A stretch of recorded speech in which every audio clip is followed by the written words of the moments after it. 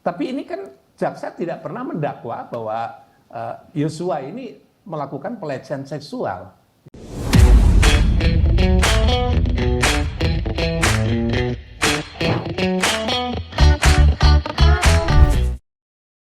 Seumur hidup itu selama hayat di kandung badan, gitu istilah bahasanya, sehingga dia akan menjalani hukuman sampai dia meninggal dunia secara alamiah, gitu.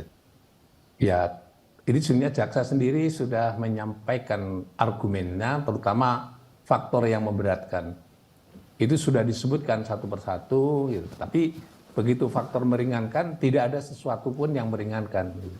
Itu artinya apa? Ya, dalam logika hukumnya, kalau tidak ada yang meringankan itu imbangannya, hukumannya adalah maksimum gitu.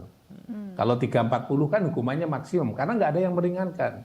Kalau ada satu yang meringankan, dia turun dari maksimum kepada level yang di bawahnya.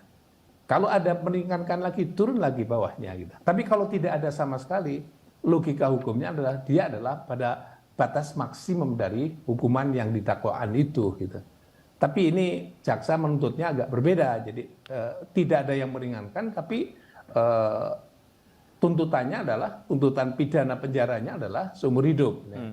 Jadi ini agak apa yang mengubah dari maksimum menjadi seumur hidup itu yang meringankan apa gitu. Itu nggak disebutkan, padahal itu nggak ada.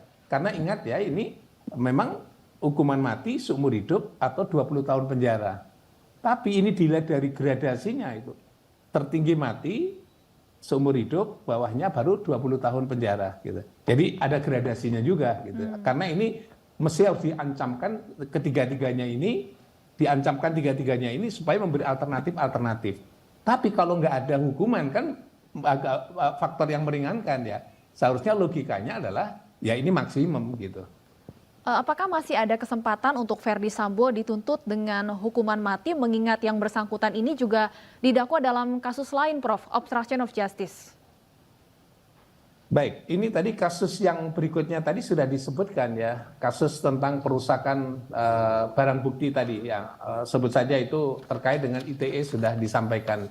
Nah, kalau nanti ada tambahan berikutnya, memang itu bisa lebih maksimum ya.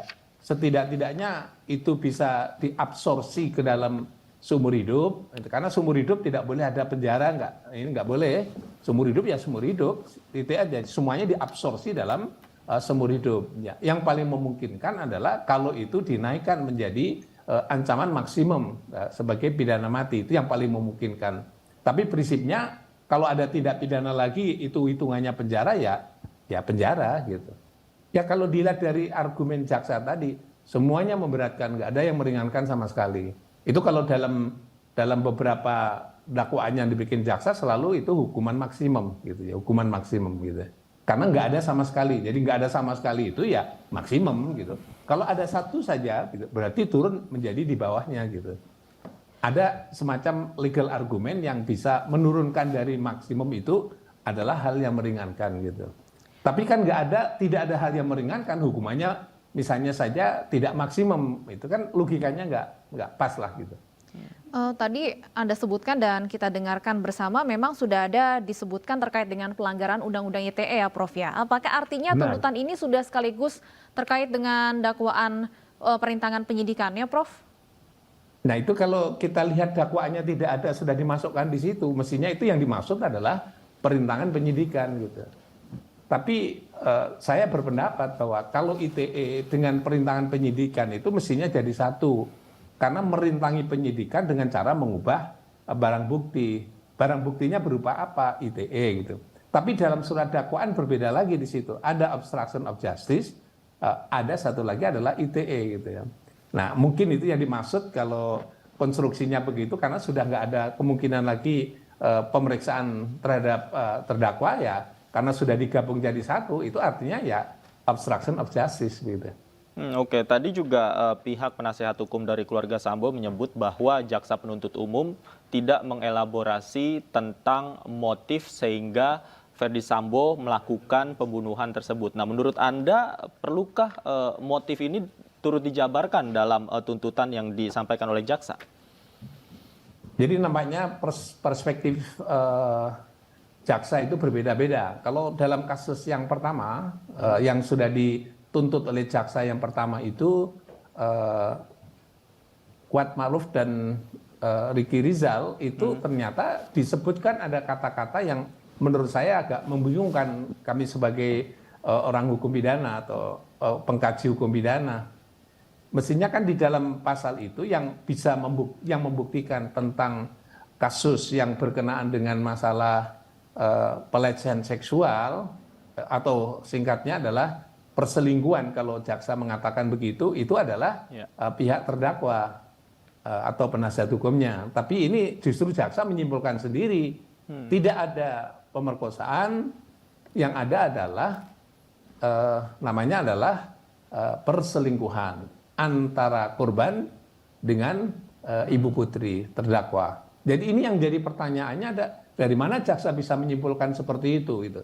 Ini kalau di dalam kasus kemarin yang sudah dibacakan. Tapi dalam kasus yang utama ini seharusnya bunyi kembali kalau itu memang konsisten.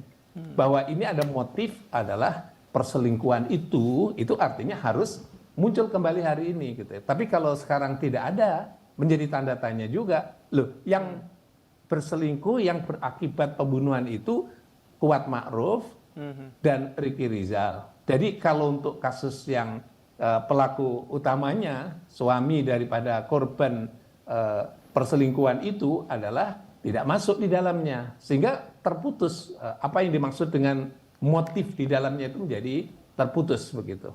Tentunya masih ada besok pembacaan tuntutan dari Putri Chandrawati dan Richard Eliezer. Apakah mungkin Anda melihat penjelasan mengenai motif ini nantinya akan dibacakan pada saat tuntutan untuk Putri Chandrawati, Prof? Ya itu agak janggal kalau dia yang berkhianat, kalau bahasa hukum perkawinan dalam KUHP itu kan yang berkhianat kan yang perempuan gitu. Jadi kalau dibacakan dia kan juga sebagai korban di satu sisi, bukan korban ya. Kalau benar jaksa tadi mengatakan dia sebagai sisi pelaku gitu ya. Jadi kan kalau dibacakan besok itu alasan untuk melakukan namanya tindakan motif untuk melakukan tindakan pembunuhan itu malah nggak kena.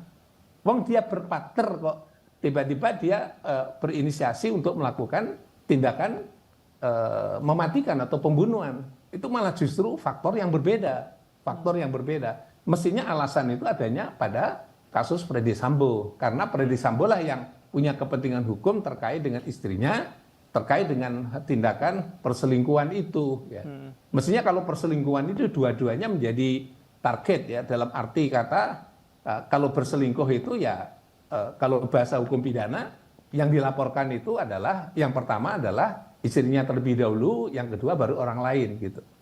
Dan kalau itu dalam bahasa hukum pidana yang berlaku dalam KUHP yang lama gitu, yang lama begitu ya, itu selalu kalau dilaporkan bahwa istrinya berselingkuh, pasal 284 harus disertai dengan gugatan perceraian gitu. Jadi mestinya seperti itu gitu ya.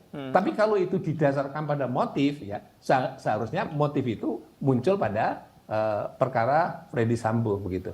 Oke, Prof, jika kita boleh menerka atau menganalisis, kira-kira apa faktor yang bisa menjadi indikator jaksa tidak memasukkan kata-kata atau motif soal perselingkuhan dalam tuntutannya kepada Freddy Sambo hari ini? Ya, kalau saya melihatnya memang dalam hal jaksa melakukan penuntutan dan penyidik melakukan penyidikan, itu munculnya kasus misalnya pemerkosaan. Kalau tadi statement yang disampaikan oleh Pak Sambo yang dikutip pada pemeriksaan beberapa waktu yang lalu, dia katakan itu diperkosa gitu ya. Tapi ada Ibu Putri laporannya adalah pertama itu sebagai pelecehan seksual, kemudian yang kedua pemerkosaan. Sedangkan jaksa menyimpulkan tak ada perkosaan tapi perselingkuhan. Ini beberapa hal term yang berbeda-beda. Mungkin karena faktor itulah, sekali lagi kemungkinan faktor itulah jaksa sehingga tidak relevan untuk dikutipkan sebagai faktor motif. Ya. Ya nanti kalau misalnya pihak penasihat hukum Pak Freddy Sambo itu akan menyampaikan ada faktor-faktor itu, ya nanti akan disampaikan pada pembuktiannya dan seterusnya akan disampaikan melalui penasihat hukumnya. Jadi mengapa tidak terjadi itu ya mungkin pandangan jaksa perspektif jaksa masing-masing berbeda antara jaksa yang menuntut perkaranya Kuat Ma'ruf sama Ricky Rizal dan juga jaksa yang menuntut dalam perkaranya Freddy Sambo. Secara hukum tidak diperbolehkan. Karena apa? Karena jaksa itu yang wajib membuktikan adalah dalam surat dakwaannya, perbuatan yang didakwakan. Ya. Tapi ini kan jaksa tidak pernah mendakwa bahwa Yosua ini melakukan pelecehan seksual. Gitu. Ini yang agak janggal dalam kasus ini adalah mengapa jaksa menyimpulkan bukan pemerkosaan tapi pelecehan seksual. Satu. Yang kedua adalah dasarnya apa jaksa menyimpulkan itu pelecehan seksual. Yang ketiga adalah bukankah jaksa tidak pernah menyinggung bahwa pembunuhan ini dimotivasi atau dimotivisir oleh namanya pelecehan seksual atau perselingkuhan. Jadi ini agak janggal dalam satu konteks ini.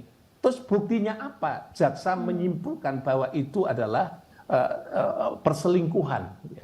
Jadi semuanya tidak ada bukti, padahal ini tidak ada bukti. Tapi jaksa sudah mendahului dari proses itu dan kemudian menyimpulkan. Ya.